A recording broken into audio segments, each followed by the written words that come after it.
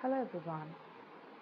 Today we are going to talk about the opportunity scanning and market assessment for the entrepreneurs.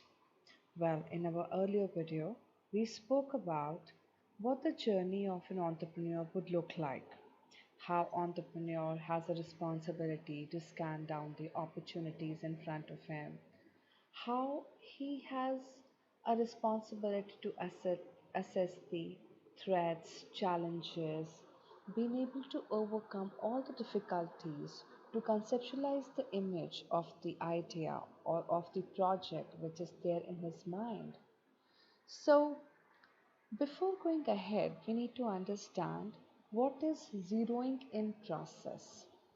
When we say zeroing in process, in nutshell, we try to understand the bullseye, the point which gives motivation, the point which gives restlessness, the point which gives a whole new idea of knowledge for which you look forward to compete, for which you look forward to obtain the skill set, for which you may have a financial power, a financial muscle, or you may look forward to create financial resources to sustain that very idea.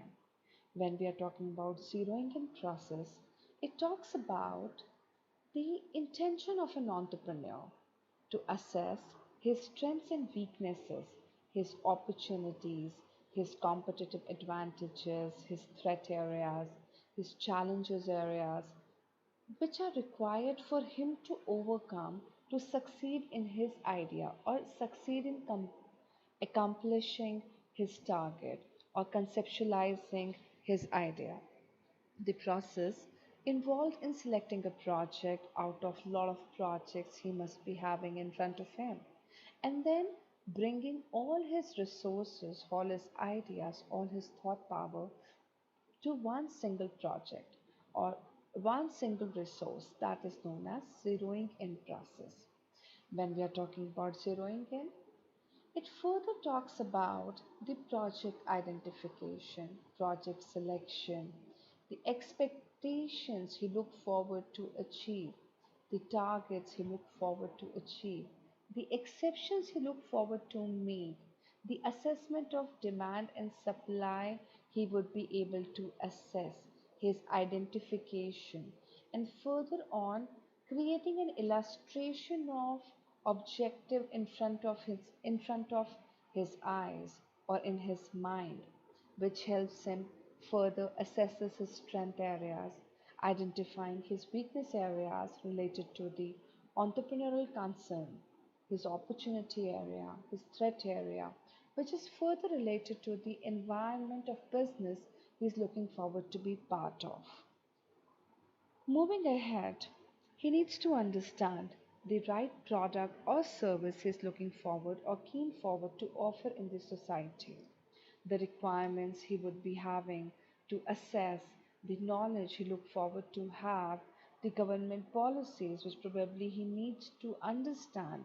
He needs to have the right assessment of a market in which he would be identifying the real gap of demand and supply. He is looking forward to understand the elasticity of price. He is looking forward to understand the market conditions, the substitutes availability, the viability of that particular product's sustainability in the market. His analysis of competitive situation will help him creating a right business practice for himself, which would further lead him assess a flow chart in his mind which would cater to the strength areas, which will have his knowledge and competencies, his weakness areas, and probably uh, you can talk about his inactiveness in marketing, knowledge of or the prior experience of that very product in the same market scenario.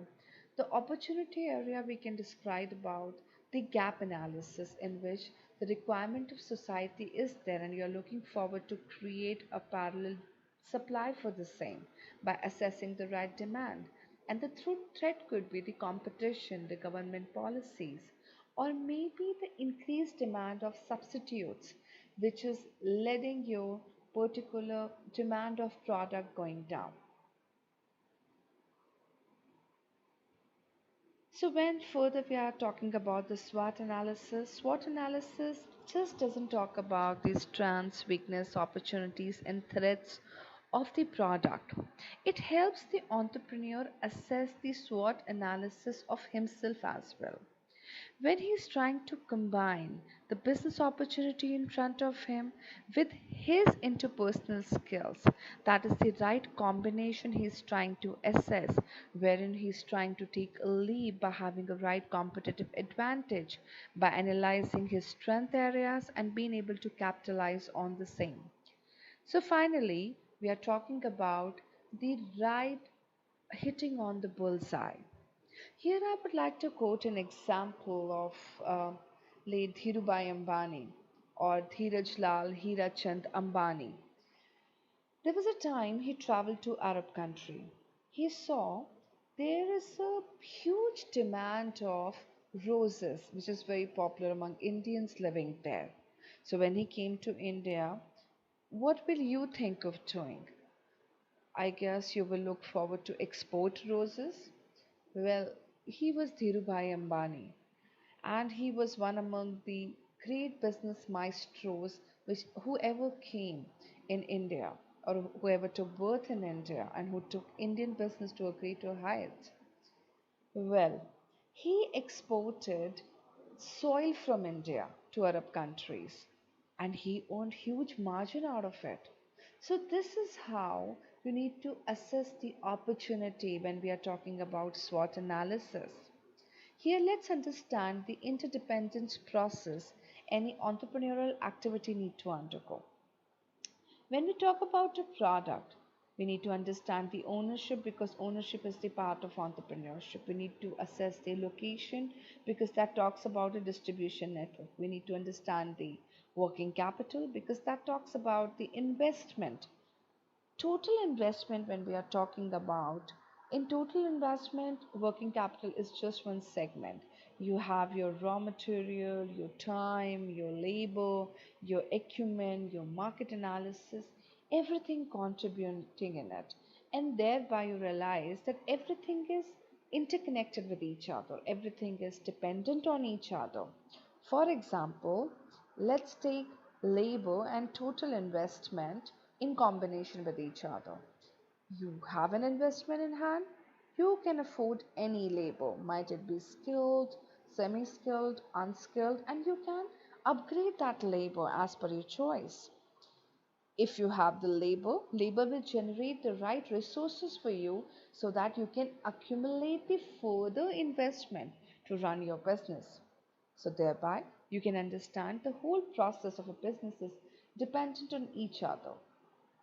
When we all know, like whenever any entrepreneur is undertaking a business venture, it's a big investment. It requires adequate planning, it requires investing in the opportunities, understanding the right selection of products and services to take the step further.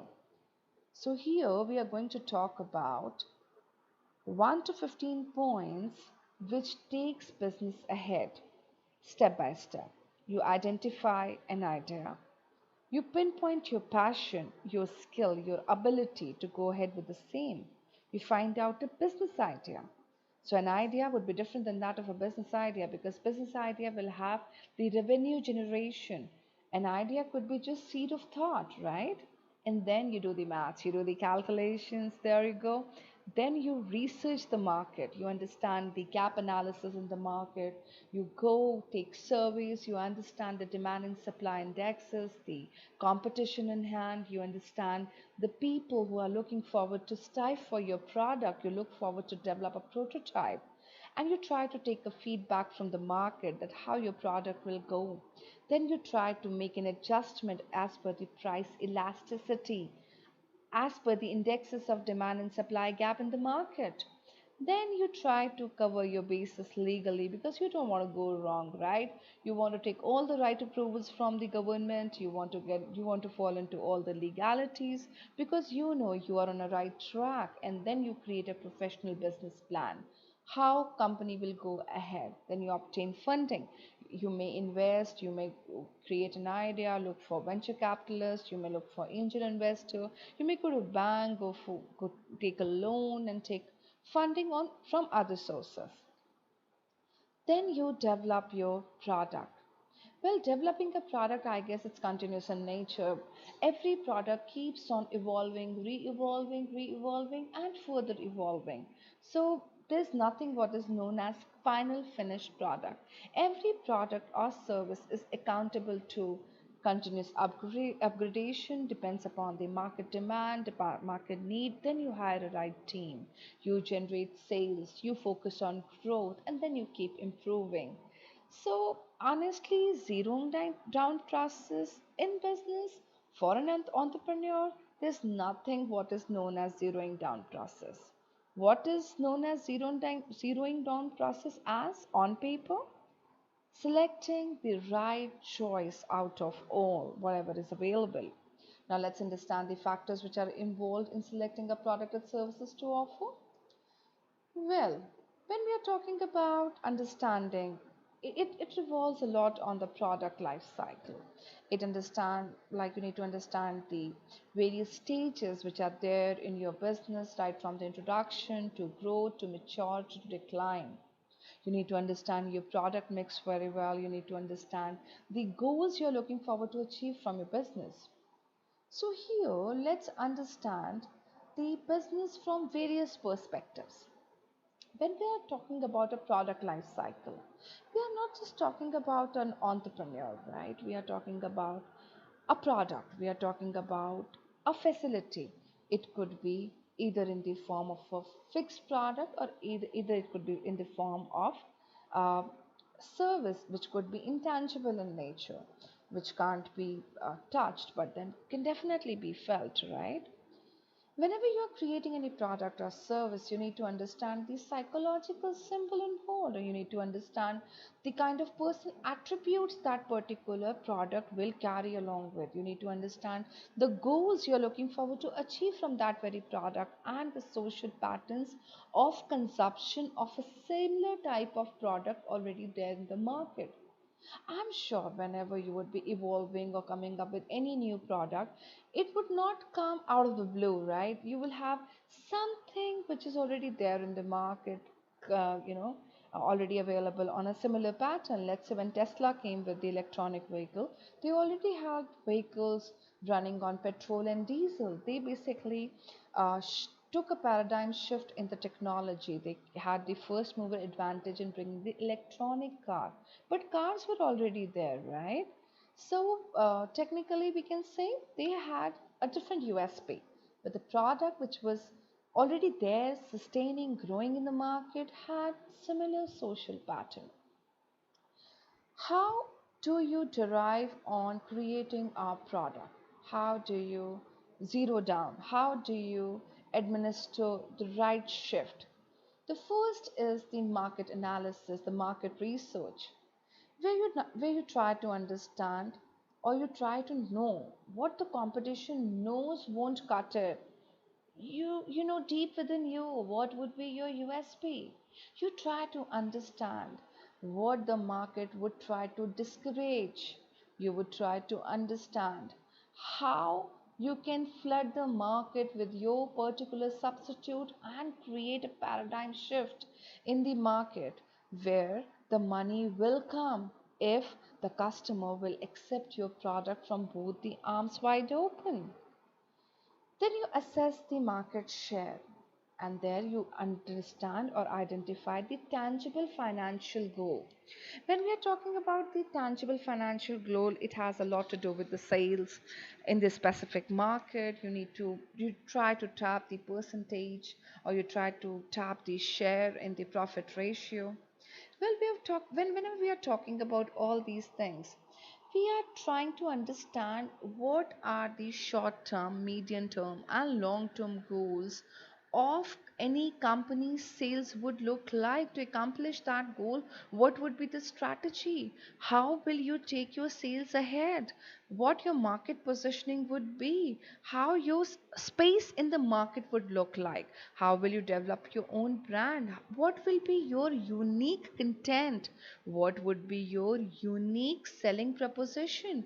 How people will look at you in the most incredible format that this is the product we are looking forward to consume. How would you create a sustainable customer fan following where people are looking forward to consume you again and again? How will you launch? How will you market? How will you sell your product and continuously keep improvising it so that you can attract as many people as you can without wasting any time? So, whenever we are trying to create a sale, we are influencing the market with our choice. So, understanding or influencing a market with choice, how does it look like? What exactly it is? It is a lot to do with considering the market forces, considering the factors which actually create a huge difference or which create a huge impact in product selection. So when we are talking about product selection, first and foremost, we try to assess the size of a market. We try to understand how much the potential market looks like. What is the population? What is the demography? What is the choice? What is the goal of a business? How your competition looks like? What is the image of your company? And what is the image of the business you're going to step into? What is the location? That particular segment from where you are going to create a sale. What would be your sale point, right? Whenever we are trying to assess this particular type of consideration, we try to assess the supply gap. So what is a supply gap? Supply gap is we try to assess the market share. So let's say when we're talking about size of a business, for example, we are in a city which has a population of nearly 10 million people, right? So we are talking about a big metro with the 10 million people. With 10 million people, we need to understand the demographic profile. We need to understand the particular need of the customer which is there in the market. So when we assess the need, we try to understand the supply gap. Supply gap in the form of the closest substitute which can cater to that particular need. Then only that, because need is continuous in nature. Need doesn't get arise just like that. For example, today we are in a situation of a coronavirus COVID-19 where suddenly we see a huge gap of a right medicine available. But if today any company, any medicine company comes up with the solution of any medicine which is closest to it, that company has a direct demand, right? And because that's an obvious demand of a selected product, and that company knows exactly how to tap the market. And whenever we assess the supply gap, that is where we need to assess the fund required, because the size of the fund can be mobilized in another important factor, like adequate funds are needed to develop, produce, promote, sell, or distribute the product, right? Fund doesn't is not needed just in the marketing. Marketing is one tool of selling. Fund is needed in the development, creating the product more strong, and then you are looking forward to promote it and sell it and distribute it across the channels, right? Then you need to understand the availability. You need to understand the access to the raw material. Because if this raw material gets affected, right, the supply, the sufficient quantity will definitely get affected. No matter how good the branding, marketing, selling is, if the raw material is not being rightly taken care, you are in a big soup, trust me. And then consumer consideration. Consumer consideration, well, of course, consumer is the person from where you are taking the money out, right? If they are the people whose pocket you're going to dig, you need to understand their preferences. Then only you can talk about the marketability. if you don't understand what your consumer want, you can definitely not look forward to create avenues of your product to be sold, and you cannot create any such marketing strategy which complement the sale of the existing product, right? So you need to understand that your product must be marketable, and it would be marketable and consumable only if you have studied the consumer preference well. Then comes the customer response. Well, customer response has a lot to do with the its qualification. When I say qualification, it basically means, has the product been able to qualify in catering to the right supply of the demand available, or been able to cater to the right gap of the demand existing in the market? Has the product been able to satisfy the consumer in the right format? Then only we can talk about it's been able to be considered as a qualified product, and then only we can talk about that the product is a mature product because it is reducing wastages and it has been developed in the competent hands. Henceforth, we need to understand how the sales promotion would look like. Whenever we plan any sales promotion, we need to understand the government policies very, very closely, because if we are not aware of how government is going to keep an eye on the marketing sales technique and what are the parameters any government would be, taking into consideration, then often it happens that it becomes very, very uncontrollable factor, because government policies significantly influences the selection of communication as well. So you need to be very, very careful with the packaging part. When we are talking about packaging means you need to understand the market trends well. You need to understand, and you understand it only by the right research and development, because every government has a very, very strong objective that your product is, like any company whoever is there in the market, that should be able to cater to the social value, social sustainability, social growth, because this is what is the first primary objective of any government is. Then comes the categories which influence the product and service selection. The categories which influence are majorly, as we just as I just spoke about, market trends, government policies, customer choices, branding, labeling, symbol designing, because these are all communication tools. If the communication is strong, you will be able to influence the market with the right product mix, right service mix, right product at the right place at the right time. And that has been obtained only after researching your market. So let's understand these steps which you would be needing to evaluate the attractiveness of a new market opportunity.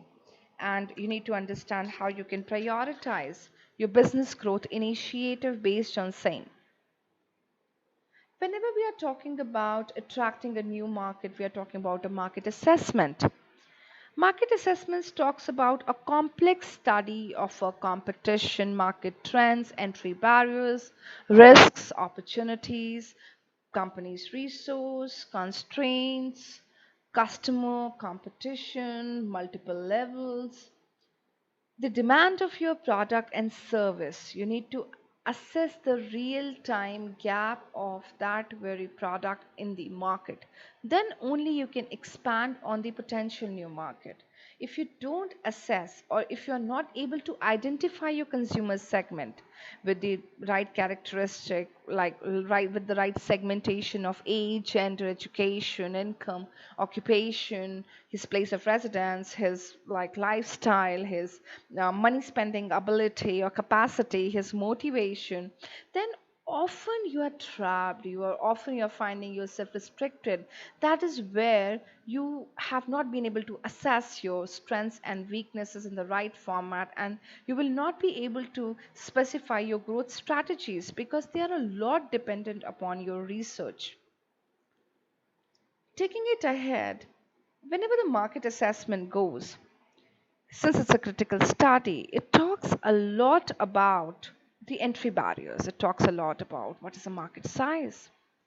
It talks about how quickly the market is going to expand, how many buyers are there, what are the entry barriers, what is the bargaining power of a supplier, what is the industry value chain, what is the intensity of the competition, is there a threat of a new entrant or substitute of any product or services which is available on your product in the market already.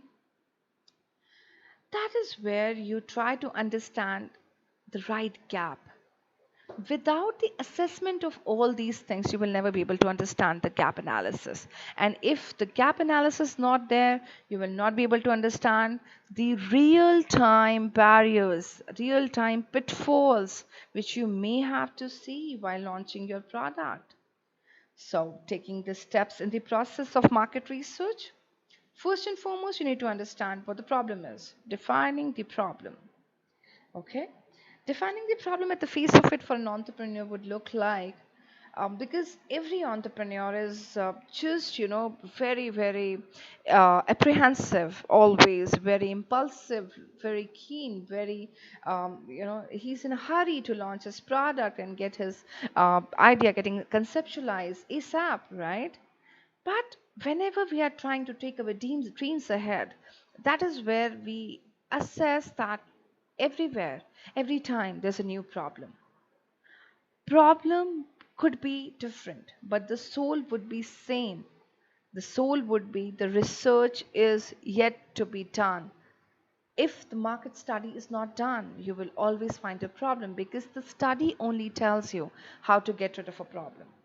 So whenever we are talking about it, you need to assess the market size. First and foremost, you need to understand what your buyer wants, how the product would look like.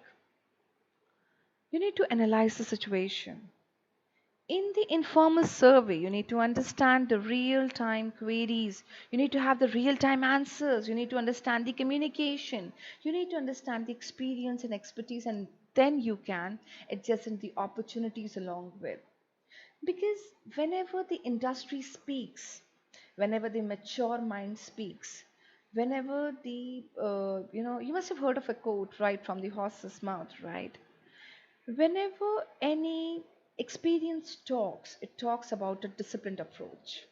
It talks about the systematic expansion to the boundaries of the core business. It talks about the real time, you know, um, some success stories, how any company, how existing business model must have gone to vertical limits, or must have expanded amazingly, or must have touched the beautiful heights, or must have ventured into adjacent segments, and it must have led to an enormous growth. Let's take the example of Procter and Gamble. You all know about the Crest toothpaste brand, right? In the late 1990s, Crest was um, floundering, but Procter and Gamble revitalized the brand by moving into two other categories: teeth whitening and brushing. And with the introduction of Crest white strips and Spin Brush, the company used the same channels to reach to the same customers, but with the same marketing framework, and added more than $200 million of new sales of each new brand in 1 year. So, whenever we are talking about, at times it's not important that you need to launch a new product. You need to create a nice buzzword which is more catchy. You need to assess your product. You need to relaunch your product. You need to reinvestigate into your product. You need to understand if your product is not doing well, where what is going wrong. You need to understand what is the real time situation. You need to collect the relevant data. You need to understand the business environment, the factors which is affecting it. You need to like through a primary data or a customer feedback or reaction, you can have real time idea how your product or idea or your service is. But more than that, I guess you need to understand the technological side of the story as well. The government, the impact of government regulations on your product. the geopolitical shifts, which could be a major indicator or economic indicator, which would or which may or which can affect your business growth or the idea or the expansion of your idea. You need to know the trade policies very, very minutely, and you need to understand the social and the cultural norms of your very product. So, knowing your product well is what talks about um, which takes a very, very big paradigm shift towards the data interpretation. When we're talking about data interpretation, it talks about how companies are using this data for their own benefit, how the raw data is being consumed and being analyzed. Like, for example, companies in life sciences and healthcare sectors currently face a number of potential disruptors like that contribute to ongoing uncertainty, as noted by market research firm, which includes attempts to repeal and replace the Affordable Care Acts or health IT policies and President Trump's statements about the drug pricing, right? So there are a lot of factors, like for example, in international market or Europe market, you can talk about even Brexit can be a very, very, important factors these days, which is rising out of pocket spending on healthcare and physician shortages. So any business opportunity in this sector will need to be evaluated in the context of these factors and challenges. So this is basically a data interpretation what we have been able to derive out of the raw data which is available in the market or maybe on internet, right? So that's how researchers or that's how entrepreneurs basically understand, and they understand how to react fast. They collect the information on market size, on market share, and market forecast, the informations, the consumer demographics, the share analysis, the key opportunities for future growth, the next generation product innovations, the emerging market strategies or marketing strategies, the identification for the niche market segment or the gap analysis, maybe in the product development, the market expansion, any opportunity for merger and acquisition, the competitive advantage or intelligence any company can sit on, the voice of a consumer, which can lead to a very big change in the product design or any strategic planning which is required for the growth of a company. Then you reach to the market plan after assessing all the breakthrough decisions, after getting into all the data with the huge diligence, and then you try to create an initiative in the product development. Then you try to create or try to tap on the geographic market expansions. Then you try to step into mergers and acquisitions. Then you try to have a real time competitive intelligence. Then you can try to become a voice of a customer by supplying what customer wants.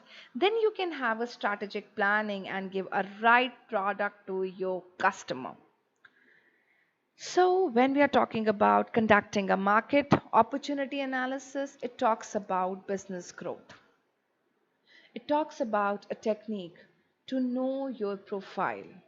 It talks about understanding your product, analyzing your product and your competition, knowing your competition well, researching all the levels which is available with the competition so that you cannot get beaten in the market while expansion, because you have given so much of your time, energy, resource, and understanding the real time dynamics in the market. You have identified your customer segment, you have shared the common characteristics which your competition must also be having in the form of age, gender, education, income, occupation, or maybe for that matter, even the pocket, right?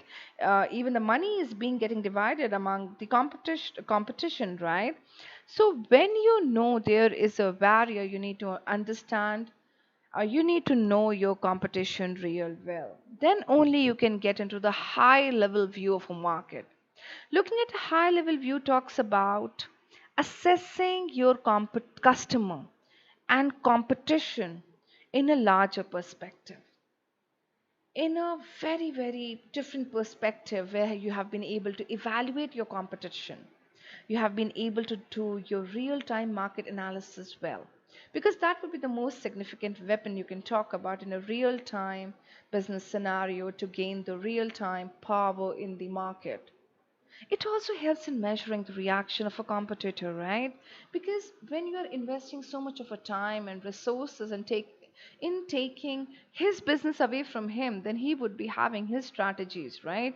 So you need to understand how to introduce new product and services continuously, how you have been able to identify the difference in the market, how you have been able to know the solution to all the market analysis needs, and you're looking forward to request an approval from the market, and you're looking forward to create an adjacent opportunity by expanding, by getting into the shoe of your competition, by continuously expanding and catering to the new geographic market or adjacent segments, getting into new disciplines and tapping your business vertically.